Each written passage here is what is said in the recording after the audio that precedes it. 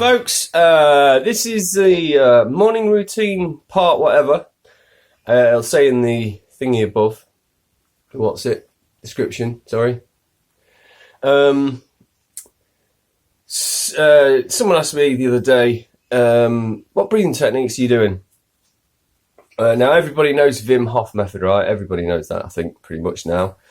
And if you don't, you've been living under a rock. He's got a book out, I think not just one, but he got his latest book out about 5 months ago. I don't know. I didn't buy it. I'll just wait till someone I know lends me it, hopefully. Or I'll go to the library if they ever reopen. Or get the audio book off the online library, which you can do as well. So there's many ways to get the book. But there's much more to breathing than, or breath work, if you want to call it that, than what Wim Hof is peddling. And when I say peddling, he's a profit man. He's basically repackaged your natural ability to breathe deeply.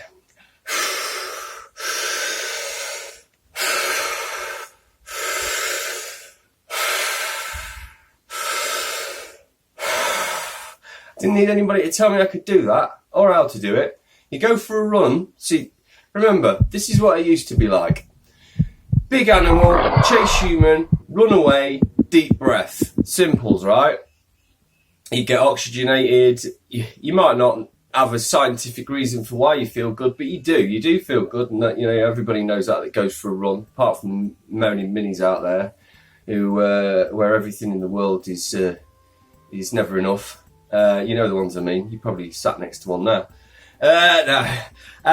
But basically, you just need to study a bit of yoga.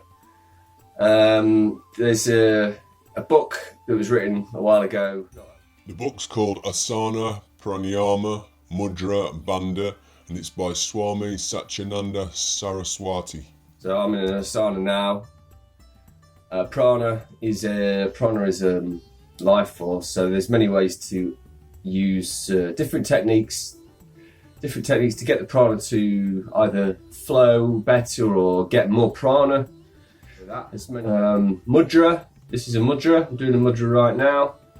If you ever did this, you're doing a mudra. If you ever did this, you're doing a mudra. They all do different things. They all create a circuit of sorts, if you like. Again, this is yoga in a book you can get for free from the library. And Bandha, which is really essentially a lock, is like if you tighten your perineum. Has anyone ever heard that phrase before? Tighten your perineum, where you squeeze your taint, as they call it in America. Your taint, your pelvic floor exercises. Squeeze, let go. Squeeze, let go. That's a Bandha. When you squeeze it, you lock it, and that allows you to trap the energy up through your chakras. So you have your asana, prana, mudra, bandha. They're your four main tools of yoga, which should be taught for free. It's our God-given right, I believe, to have access to this material. So it is a free. So how do I start when I'm doing my breath work in the morning? And I say in the morning because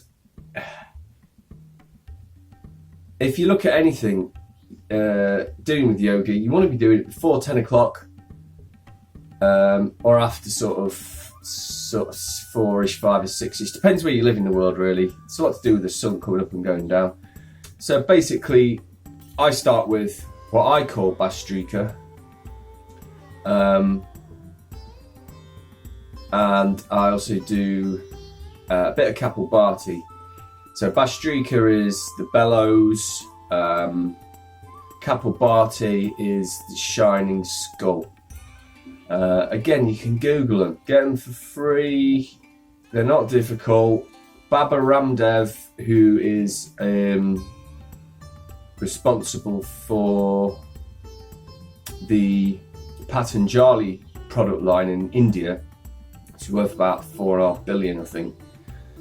Although he has no bank account and he takes absolutely no credit for that money. He sleeps on the floor.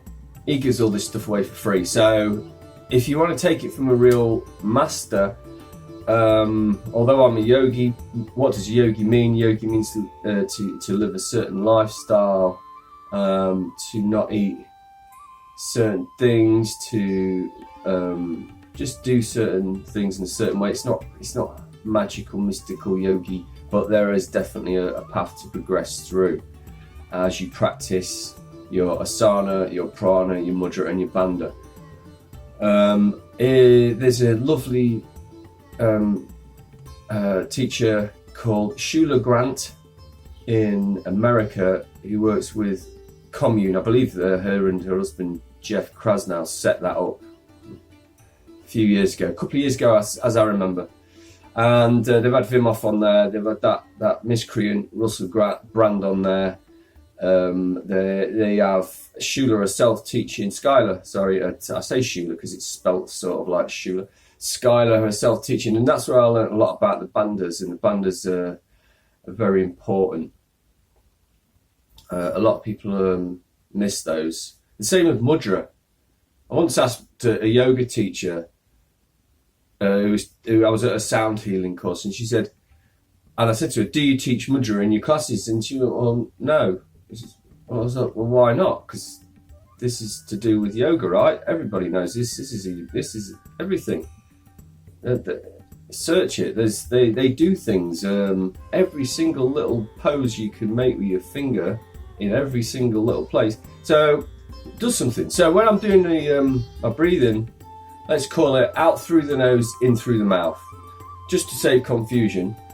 And what I'll also say is actively out through the nose and passively in through the mouth. So what does that mean? So actively, if you're not sure what I mean by that, it means you're blowing it, you're forcing it slightly, like that.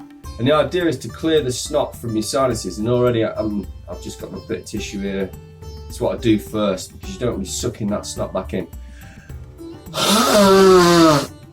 Get that stuff out of there. Hockey snot, as the certified crazy health nut who's now gone a bit nuts used to call it when I first started picking it up from, I think. So yeah, you're going actively out through the nose, passively in through the mouth. So that means you're not sucking in, you're just allowing the suction of your body to bring air in, but through your mouth and not through your nose in this case. So you go.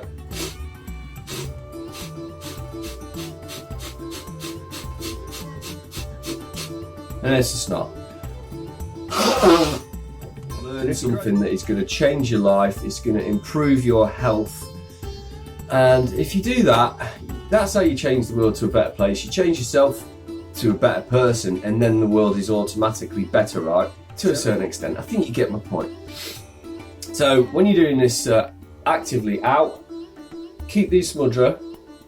You've seen this mudra. It's in this case, it's on this horizontal plane. So just on top of your knees, like this. I've got my legs crossed. You don't have to do half lotus, full lotus. This is what Baba Ramdev says.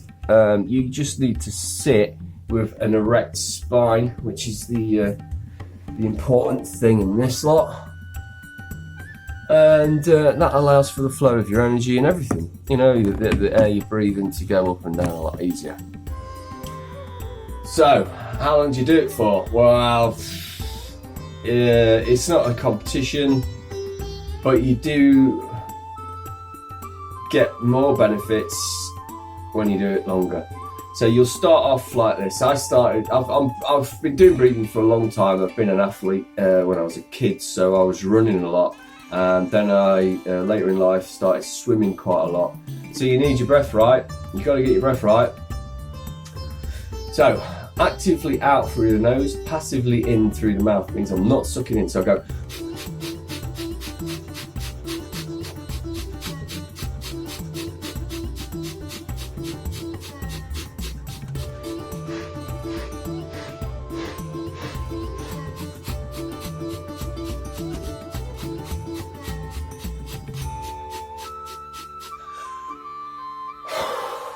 Start like that. If you progress and you think, oh yes, it's all right, I can do 10 seconds, I can do 20 seconds, I can do 30 seconds. At the end, near to the end, speed it up a little bit. So what I mean by that is this. So let's just say we've just done 30 seconds.